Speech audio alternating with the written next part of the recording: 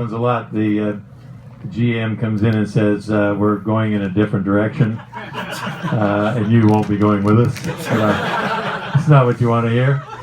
But Bill was very nice. He let me down easy. He just said that, we are basically said we're going in a different direction. We're going to make some changes. And they had, 12 years was a pretty good run, and we weren't really going very far the way the team was built at that time, and they wanted to give some younger guys a shot. So they came in and he basically said to me, he said, where do you want to go?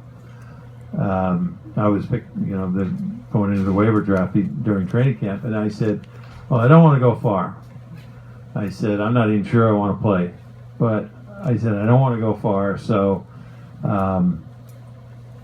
the Rangers, I can't go to the Rangers. No way. No. It's just not going to work. No. I really wasn't thrilled about what was going on in the Meadowlands at that time, so the Devils were kind of out. Not fond of the Flyers either, Yeah. Didn't think it would be appropriate to go to the Bruins. Didn't want to go to Canada. Well, Scotty Bowman was in Buffalo, and I had a really good relation. I thought I had a really good relationship. I did have a really good relationship with Scotty Bowman. He coached me in Team Canada in '81. I always had a lot of respect for Scotty, and he was coaching the Bruins or the Sabres at that time. So I had Bill contact Scotty, and Scotty said I would love to have him, and that was sort of fit what I was thinking. It wasn't that far from home. I wasn't planning on taking my wife and the kids, and I just wanted to sort of see if I really wanted to continue playing. And so when I went to Buffalo, I was still, truthfully, I was still not sure whether I wanted to be there.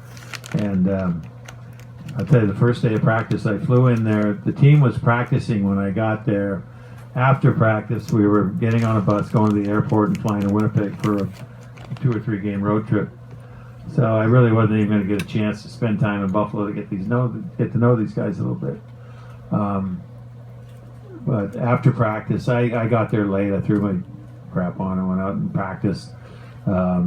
Stayed on the ice after practice because I had missed most of the first half, so I did a little extra. And I came in the locker room, and most of the guys had changed. They going to get something to eat, and then we were catching the bus later on. And there were a couple of guys still sitting in the locker room. Lindy Ruff was there, and Mike Ramsey. And I got out of the shower, and I still kind of got my tail between my legs. I'm feeling sorry for myself. Should be an Islander. I'm not supposed to be a Sabre. God damn it. That's what we said too. Whimpering, and shit, get all dried out, put on my underwear, put my shoes and socks on, put my pants on, and go up to do up my zipper. Your zipper gets caught down in the... Where are you going with this? The zipper gets flipped, it gets flipped down. And it happens to you girls too, right? You can't get your zipper up.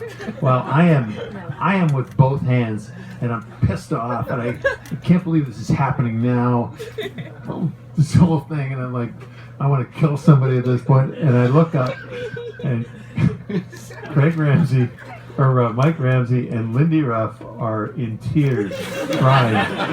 Lindy Ruff had taken the thing and flipped it down and took a needle and thread and sewed it in there, so I couldn't get it up. Well, when I tell you, I went from feeling sorry to myself, saying, what am I sorry for? These guys are the same guys they just left. They're just a bunch of knuckleheads too. They love to have fun. And it was really a big turning point for me. And I became such best friends with Lindy Ruff.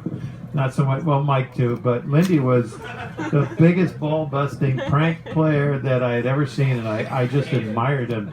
And I liked it. And I did the same things to the guys. I mean, it was just, and I just loved being there. But, it was a tough run.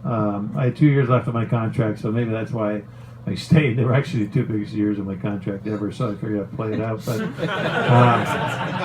money goes further in Buffalo too. I really enjoyed my time in Buffalo. The guys were awesome.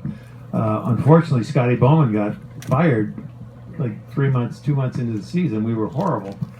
We had lost like 8 in a row. But you had a good time. So that's Oh, we were having fun. Shit, are you kidding? You know, beers were 75 cents a piece. I mean, how bad could it be? I mean, so Scotty gets fired. They hire Craig Ramsey. Craig Ramsey played a long time. Those of you who remember the old Sabres with Gilbert Perreault, and he was a great penalty killer. Craig Ramsey with number 20. Who's number 20 on the team? Stan, where are you? Donnie Lewis, thank you. Donnie Lewis, and you know, so Krager had some pretty good credentials. He knew the game. He worked under Scotty, so he came in, and we stayed horrible. And